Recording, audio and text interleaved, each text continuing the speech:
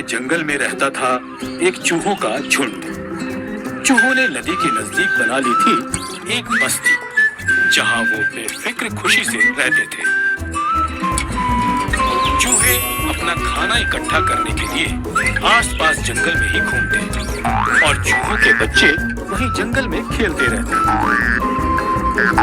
एक दिन की बात है, जंगल में आए कुछ नए मेहमान। हाथियों का एक झुंड, जिनका मुखिया था हाथी राजा। हाथी बहुत खुशहाल और निर्मल थे, पर शरीर से बहुत बड़े भी। हाथियों ने अपने बड़े शरीर की मदद से दूर से नदी देख ली और वो नदी की तरफ बढ़ने लगे। हाथी खुश थे और उन्होंने नन्हे चूहों को नुकसान नहीं दिया और इसी वजह से कुछ नन्हे चूहे हाथियों के पैरों के नीचे कुचले गए।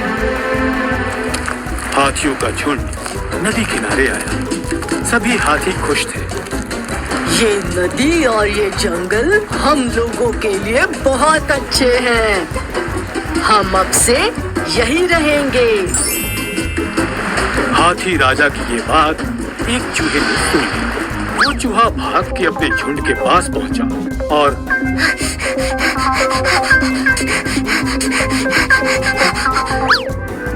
दोस्तों, बुरी खबर है। हाथियों ने फैसला लिया है कि वो यहीं रहेंगे। अरे नहीं, आज इन हाथियों की वजह से हमारे कुछ बच्चे मर गए।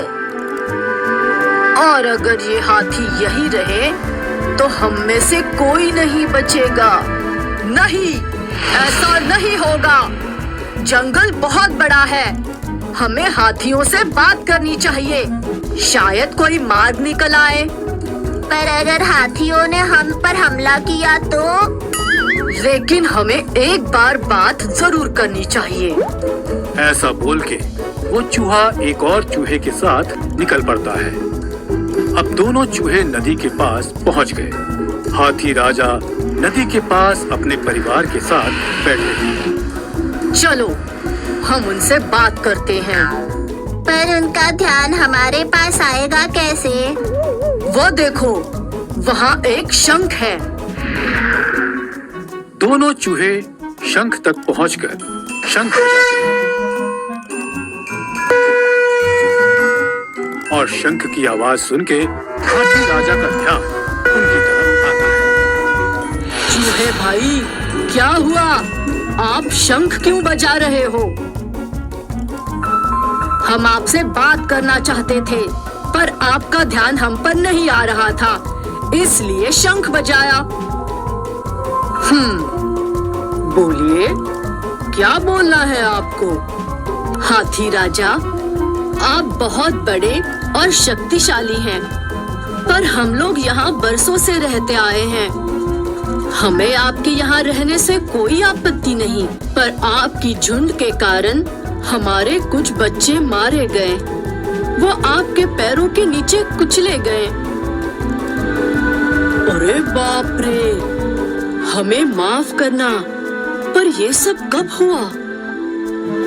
जब आप जंगल के भीतर से यहाँ नदी किनारे आ रहे थे, वही जंगल में हमारी बस्ती है।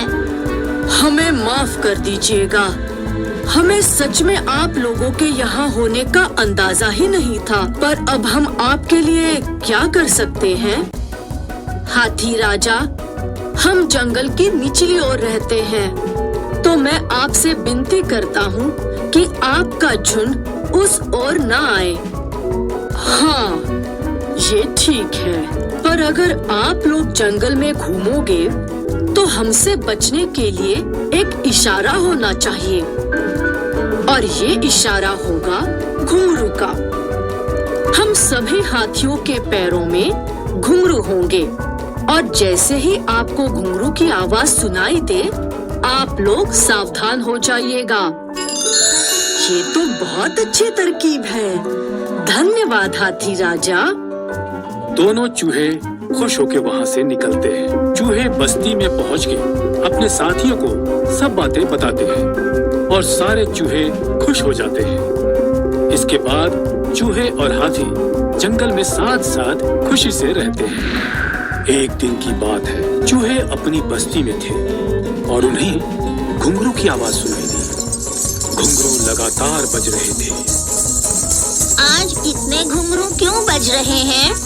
पता नहीं, पर शायद हमें जाकर देखना चाहिए। सारे चूहे नदी के तट की ओर निकल पड़ते हैं। नदी पर पहुंच के उन्हें दिखता है कि सारे हाथियों के पैर बंधे हुए हैं और वो जोर जोर से घुंघरू बजाकर संकेत दे रहे हैं।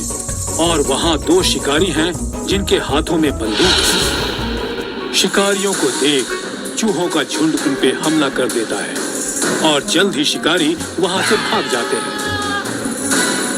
फिर चूहे सारी रस्सियां कुतरते हैं और अब सारे हाथी आजाद हो गए। शुक्रिया चूहे भाई, आपने हमारी जान बचाई। हम आपके हमेशा आभारी रहेंगे। हाथियों ने चूहों को शुक्रिया बोला और इसके बाद हाथियों की और चूहों की दोस्ती और मजबूत हो गई। इसलिए कहते हैं, जो बोओगे वही पाओगे। हाथी राजा ने नन्हे चूहों की जान बचाई और चूहों ने हाथियों के झुंड की।